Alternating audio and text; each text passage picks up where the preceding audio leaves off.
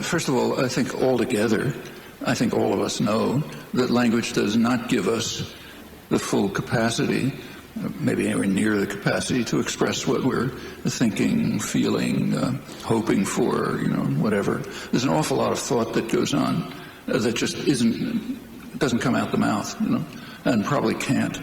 I mean, when you introspect, you can see this. So, for example, here's a topic that hasn't been studied, but should.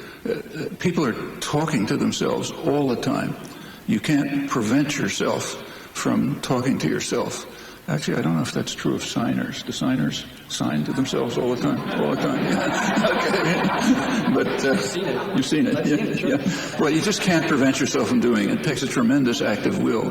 Now, if you pay attention, at least when I pay attention to what I think I'm doing, it is externalized language, like I can tell whether two words rhyme, but I think it's fragments. I mean, at least what I think I'm doing is sort of fragments come to mind, a word, another word, and all of a sudden I know exactly what the thought is, and I can express it. Well, if that's true, that means that the thinking is going on. The bits of externalized language are kind of, spurring you to express it, and then you can express whatever it is you're thinking. But even with all of that, there's a lot of stuff you just can't express.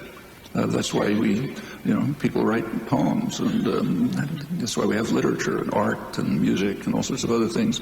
And that does something, but not enough. As for looking at other languages, there are sometimes concepts that do have kind of the mot juste, the right word. It happens like that. Happens to be in another language. It doesn't happen to be an expression of English.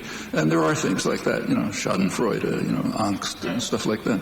And so there are cases where some other language just happens to have the concept that you're looking for. But there are plenty of cases where, at least my feeling is, where no language does. And we just can't begin to exhaust the content of our thoughts, feelings, emotions, and so on. I think everybody knows this from their own experience. It's not studied much. One of the reasons it's not studied is because of the pervasiveness of certain dogmas, like the kinds I mentioned, that nothing can be going on unless you're conscious of it, or at least you can become conscious of it. That's a very deep-seated conviction in philosophy and psychology.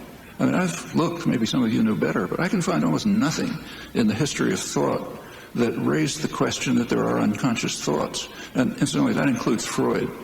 There's debate about this, but as far as I read Freud, I think when he talks about the unconscious, I don't think he means by it inaccessible to consciousness.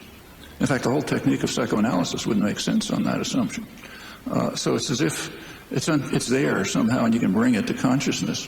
But the idea that there's something, that the stuff going on that is completely unconscious, that's rarely discussed. I mean, there's some in Jung, there's some in Vico, but not much.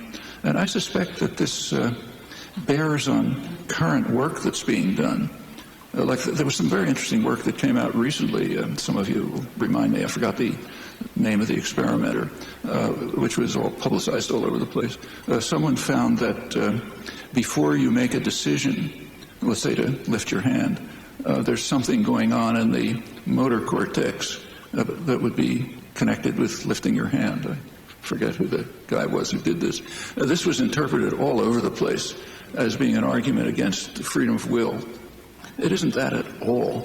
All it's saying is that decisions are unconscious, So you make a decision before it becomes conscious, something's going on. So all the problems remain exactly as they were, but you learn something you should have guessed anyhow, that things are happening that just aren't accessible to consciousness. Why should they be? Any more than the rigidity principle is.